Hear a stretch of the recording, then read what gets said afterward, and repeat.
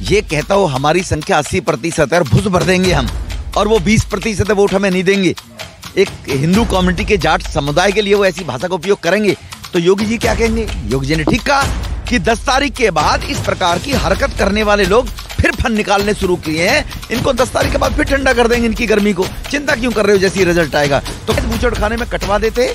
आजम खान का व्यक्तित्व चलता था, अखिलेश बेचारे को पूछता कौन था उस टाइम? आजम खान की सरकार यहाँ पर होती थी और औरंगजेब जैसी प्रवृत्ति के लोग यहाँ पर हावी थे और माता बहनों का जीना दूभर कर रखा था। 5 वर्ष में ये परिणाम देखा आपने? तो गुंडई 17 से पहले थी या गुंडई 17 के बाद है, ये समीकरण उत्तर प्रदेश के लोग जानते हैं। केजरीवाल ने जो लोगों को गुमराह करके दिल्ली में केवल मुफ्त के नाम से मजदूर वर्ग दिल्ली में ज्यादा रहता है, झुग्गी झोपड़ी में, उनकी बातों में आ गया। अखबारों ने दिखाया दिल्ली के मुख्यमंत्री केजरीवाल जैसे लोग भारत में रहते हैं।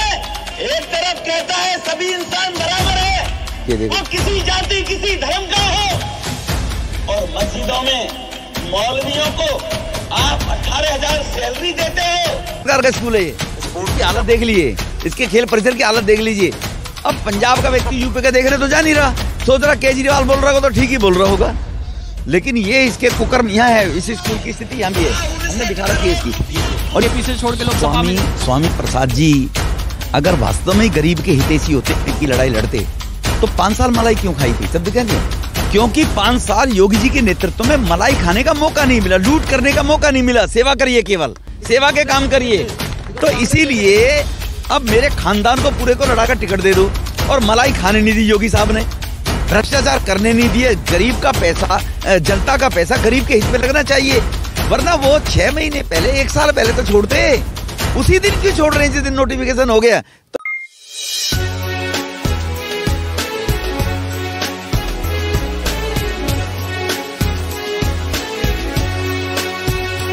नमस्कार, मेरा नाम है प्रशांत कौशिक। आज हम आ पहुंचे हैं अपनी चुनाव यात्रा लेकर मेरठ के एक गांव धनतरा में।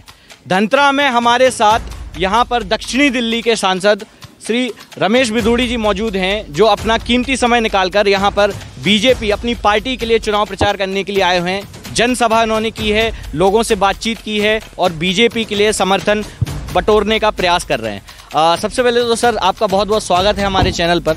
सबसे पहला आपसे जानना चाहूँगा सर, दक्षिणी दिल्ली के बाद जब आप मेरठ में अपने ग्राम क्षेत्र में आते हैं, यहाँ पे लोगों से मिलते हैं, क्या लग रहा है आपको? बीजेपी जो पिछले साल पिछले चुनाव में जब चुनाव करके आई थी, जीती थी, 5 साल विकास के दावे किए, कितना धरातल पे उतरता हुआ विकास दिख रहा है? देखो, केंद्र के अंदर मोदी साहब जब पिछली बार प्रधानमंत्री 2014 में बने, 282 सीटें थी। उनके काम को देखकर अगली बार 330 सीटें दी गई थी। योगी जी ने पिछली बार यहाँ पर 325 सीटें जीती हैं। और जो डेवलपमेंट और विकास के काम हो, मुझसे ज़्यादा आप बेटर जानते हैं कि कोई गांव उत्तर प्रदेश जैसे बड़े राज्य के अंदर बगैर सड़क के ना रहा हो, अछूता ना हो। हर गांव तक सड़क पहुंच गई है, ये बहुत बड़ी बात है। नेशनल हाईवे के माध्यम से यहाँ पर लोगों को जो सुविधाएं मिल रही हैं, पहले लोग बसापत गांव में किया करते थे तो नदियों के किनारे बसते थे लोग व्यवस्थाओं को लेकर। अब लोग चाहते हैं कि मैं नेशनल हाईवे पक्की सड़क के पास जाऊं, सारी सुविधाएं मुझे उपलब्ध हो। वो काम मोदी जी के नेतृत्व में डबल इंजन की सरकार ने किया है और लोगों के अंदर विश्वास पैदा हुआ है कि जो कहा योगी जी ने वो करके दिखाया है। तो इसकी पहले से ज्यादा समर्थन इस बार उत्तर प्रदेश में भारतीय जनता पार्टी को मिल रहा है। जी, पहले से ज्यादा समर्थन आपको मिल रहा है, मतलब आप 400-300 के ऊपर सीटें आप जीतने का दावा कर रहे हैं। एक तरफ आप हैं, एक तरफ समाजवादी पार्टी है। अखिलेश यादव ने लगातार बोलते आ रहे हैं कि हम 400 से ज्यादा सीटें जीतेंगे, बाकी जो 3 सीटें बचेंगी वो विपक्ष के लिए, मतलब बीजेपी के लिए छोड़ देंगे। तो इस बयान पे आप क्या कहना चाह रहे हैं? देखो, जब मायावती जी के साथ गेस्ट हाउस के अंदर मुलायम सिंह यादव की सेना ने बदतमीजी की थी और जो दुर्व्यवहार किया था, वो तब कभी 300-250 सीटें नहीं जीत पाए थे जी। तब उन्होंने पूरा कैप्चर करके और यहाँ पर गुंडई के माध्यम से बूथ कैप्चर करा के अपनी ही सेना लगाकर चुनाव को हाईजैक करने का प्रयास किया था, तब नहीं जीत पाए थे 250। तो अखिलेश जी बेचारे 200 सीटें की भी सपने ना ले, 200 के भी सपने ना ले वो लोग। गुंडई की आपने बात करी सर, अभी रिसेंट में सपा प्रमुख जो अखिलेश यादव जी हैं, उन्होंने चुनाव आयोग में शिकायत की है कि योगी जी लगातार हमारे जो स्टार प्रचारक हैं, जो हमारे मुखिया हैं पार्टी के, उनको गुंडा बता रहे हैं, माफिया बता रहे हैं, ये बता रहे हैं बुलडोजर चला देंगे। मतलब ऐसी भाषा का प्रयोग क्यों हो रहा है? गुंडा राज का क्या मतलब बन रहा है? गुंडा राज का मतलब ये है कि एक प्रत्याशी ये कहता हो हमारी संख्या 80% है और भुस भर देंगे हम, और वो 20% वोट हमें नहीं देंगे, एक हिंदू कम्युनिटी के जाट समुदाय के लिए वो ऐसी भाषा का उपयोग करेंगे, तो योगी जी क्या कहेंगे? योगी जी ने ठीक कहा कि 10 तारीख के बाद इस प्रकार की हरकत करने वाले लोग फिर फन निकालने शुरू किए हैं। इनको 10 तारीख के बाद फिर ठंडा कर देंगे इनकी गर्मी को। चिंता क्यों कर रहे हो? जैसी रिजल्ट आएगा तो कौन सा गलत कहा है? यहां पर खेतों के अंदर लोग बुग्गी में भैंसा लेकर चारा नहीं ला सकते थे, दीवार तोड़कर भैंसों को खोलकर लेकर चले जाते थे, अवैध बूचड़खाने में कटवा देते। आजम खान का व्यक्तित्व चलता था। अखिलेश बेचारे को पूछता कौन था उस टाइम? आजम खान की सरकार यहां पर होती थी और औरंगजेब जैसी प्रवृत्ति के लोग यहां पर हावी थे और माता बहनों का जीना दूभर कर रखा था। 5 वर्ष में ये परिणाम देखा आपने? तो गुंडई 17 से पहले थी या गुंडई 17 के बाद है, ये समीकरण उत्तर प्रदेश के लोग जानते हैं अच्छी तरह। बताते हैं वो पहले गुंडई की बात होती थी, अभी पुलिस गुंडा हो गई है उनकी। पुलिस कभी भी वो संविधान के अनुसार, कानून के अनुसार काम करती है। वो न किसी राजनीतिक दल के होते हैं, वो देश चलाते हैं। उन्होंने चुनाव नहीं लड़ना, वो अपनी क्षमता के कारण से इम्तिहान पास करके इंटरव्यू देकर इलेक्टेड सेलेक्टेड होते हैं। वो इलेक्टेड नहीं होते हैं वो लोग। तो इसलिए उनको ये परवाह नहीं है कि कौन वोट देगा, सरकार किसी की आएगी वो पुलिस अफसर रहेगा। तो पुलिस की गुंडाई कैसी है? हाँ, पुलिस ने गुंडों को नकेल कस दी, गुंडों को घर से निकाल कर उत्तर प्रदेश छोड़ने के लिए मजबूर कर दिया, जेलों में भेज दिया। इसलिए उनको रात को पुलिस अब सपने में दिखाई देती है। पश्चिमी उत्तर प्रदेश का ये वो क्षेत्र है जहाँ पे आज से 6 महीने पहले तक लगातार गाजीपुर में आपने देखा होगा और जगह से किसान वगैरह जा रहे थे, किसान आंदोलन हो रहा था। लोग बराबर बता रहे थे कि ये क्षेत्र वो है जो किसान का आंदोलन का सबसे ज़्यादा समर्थक क्षेत्र है। तो किसान आंदोलन का क्या कोई फर्क पड़ता दिख रहा है आपको इस क्षेत्र में? देखो, जो लोग किसानों के नाम से राजनीतिक रोटी सेक रहे थे वो बड़े लोग थे, उनके राजनीतिक जमीन तलाश रहे थे वो लोग। उनको पिछली बार भी लोकसभा का चुनाव लड़ने के लिए 6000 वोट मिला था बेचारों को। तो किसानों को गुमराह करके जो 80% छोटा किसान है उसको किसान सम्मान निधि के नाम से जो प्रधानमंत्री ने 11 करोड़ किसानों को सम्मान दिया है, कैसे किसान भूल जाएंगे? मैं दिल्ली में सांसद होते हुए 5 दिन किसान सम्मान यात्रा मैंने निकाली। एक व्यक्ति ने कभी आगे यूं नहीं कहा कि नहीं तो किसान विरोधी कानून है। ये किसान के फेवर में कानून बनाए गए थे, लेकिन किसी कारण से कुछ कई प्रकार की जब असामाजिक प्रवृत्ति के लोग इकट्ठे हो जाते हैं तो प्रधानमंत्री जी राष्ट्रीय हित में इन किसानों को वापस लिया है, राष्ट्रीय हित में। वरना ये किसानों के हित में कानून लाया गया था और वो किसान नहीं थे। आज किसान आप देख रहे हो, इस गांव में हम घूम रहे हैं, ये सब किसान ही तो। इनकी कहाँ फैक्ट्रियां लग रही है? कितनी मजबूती के साथ में समर्थन दे रहे हैं सब लोग, सारे के सारे लोग। इसके अलावा आप दक्षिणी दिल्ली के सांसद है, दिल्ली में आप लगातार रहते हैं, दिल्ली में आप काम करते हैं अपने संसदीय क्षेत्र में। यूपी में अब जो सरकार आई है, योगी जी की सरकार है, और दिल्ली में सरकार है आम आदमी पार्टी की। आम आदमी पार्टी केजरीवाल ने भी अपनी सीटों लड़ने का ऐलान कर दिया है। वो कह रहे हैं हमारे विकास का काम देखो, दिल्ली का काम देख के यूपी की जनता यूपी में ही वोट देगी अभी आम आदमी पार्टी। अभी उनके विकास के काम की एक वीडियो मैं आपको व्हाट्सएप पे डालता हूँ, अभी डाल देता हूँ। स्कूलों की, मोहल्ला क्लिनिक की, सीवर लाइन की, पानी की, अभी मैंने डेमोन्स्ट्रेशन किया है 27 तारीख को। वो वीडियो अभी शेयर कर देता हूँ, मुझे व्हाट्सएप दीजिए आप ना। केजरीवाल ने जो लोगों को गुमराह करके दिल्ली में केवल मुफ्त के नाम से मजदूर वर्ग दिल्ली में ज़्यादा रहता है, झुग्गी झोपड़ी में, वो उनकी बातों में आ गया। वो वहाँ तो कहता है पंजाब में और उत्तर प्रदेश में, उत्तरांचल में मैं महिलाओं को 1000 रुपये की पेंशन दूंगा। दिल्ली में 3 साल से पेंशन मिल ही नहीं रही बुजुर्गों को और विधवाओं को, 3 साल से नहीं मिल रही है। पता करके देखो आप लोग। तो वो केवल झूठे सपने दिखाकर कांग्रेस की तर्ज पर सत्ता प्राप्त करने की मानसिकता पंजाब में बनाए हुए उत्तर प्रदेश ने नकार दिया, उत्तरांचल ने उनको नकार दिया, गोवा ने उनको नकार दिया। केजरीवाल का व्यक्तित्व तो देखिए ना आप। जब काशी गया था और दिल्ली लौट कर आया वहां से जूते खाकर 2014 में, तो क्या कहा? मुझसे गलती होगी, मैं दिल्ली छोड़कर नहीं जाऊंगा। तो उसकी कोई जबान है? और फिर दिल्ली छोड़कर भागा फिर रहा है। अगले वाले बात दिल्ली वाले को बता देंगे उसको। केजरीवाल जो विकास की बात यूपी में कर रहे हैं, उनका कोई फायदा होता नहीं दिख रहा है आपको? उत्तर प्रदेश, दिल्ली में जाकर देखो आप, दिल्ली की अनियमित कॉलोनियों में, दिल्ली में जाकर देखो। अगर तुम्हारा चैनल ये लाइव है तो अभी भी दिखा सकता हूँ मैं उसकी दिल्ली के कामों को, सीवरों की हाइल कोर्स को है भी, दिखा देना जरा। अभी दिखा देता हूँ मैं आपको दिल्ली के उसकी, उनकी 3-4 चीज़ों की वीडियो कर अगर आप क्लिप देखेंगे, चाहे उसकी सीवर लाइन की हो, चाहे उसकी। और ये लोग कोई 4 लोग बीजेपी के नहीं है। अब यार केजरीवाल 3 में ना 13 में ये बात अब पंजाब में मुझसे मुझे लगता है, तो मुझे अच्छा लगता कि वहाँ पर वो ज़्यादा लोगों को गुमराह कर रहा है।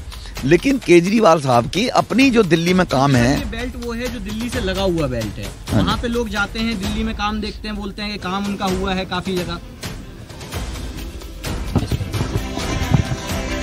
ये केजरीवाल द्वारा धर्म पुजारियों के साथ भेदभाव, मौलवियों को तनख्वाह, पुजारियों को नहीं। हमने प्रदर्शन किया दिसंबर में, आज से 15 दिन पहले दिल्ली के अंदर, ये अखबारों ने लिखा है। दिल्ली के मुख्यमंत्री केजरीवाल जैसे लोग भारत में रहते हैं। एक तरफ कहता है सभी इंसान बराबर है, वो किसी जाति किसी धर्म का हो, और मस्जिदों में मौलवियों को आप 18,000 सैलरी देते हो, तो पूजा पाठ करने वाले मंदिरों में पुजारियों का गुजारा कहाँ? हाँ, तो इसके ये सर जो आपने दिखाया है, केजरीवाल की बात हो गई, उनकी बात हो गई। अभी डेवलपमेंट भी दिखा देता हूँ, सीवर लाइनर वो कैसी है, दिल्ली की गलियां दिखा देता हूँ मैं आपको, विकास दिखा देता हूँ मैं आपको, जो दिल्ली है।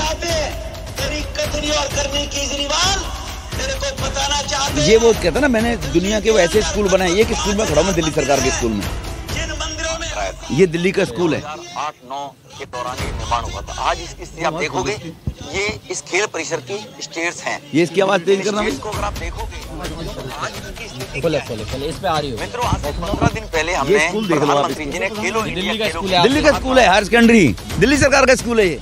इसकी हालत देख लीजिए, इसके खेल परिसर की हालत देख लीजिए।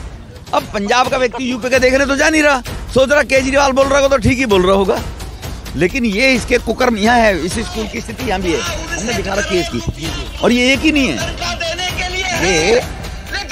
ये आगे कैसे जाएगी, कहाँ से जाएगी पता नहीं। ये देखो, ये है दिल्ली वर्ल्ड क्लास सिटी बनाने, ये देखो, ये तो वो स्कूल है जो मैं दिखा रहा हूँ। स्कूलों के लिए सिसोदिया जी जो कहते हैं कि विश्व स्तरीय स्कूलों का हमने निर्माण किया है, ये दिल्ली सरकार का स्कूल है जहाँ पर मैं खड़ा हूँ।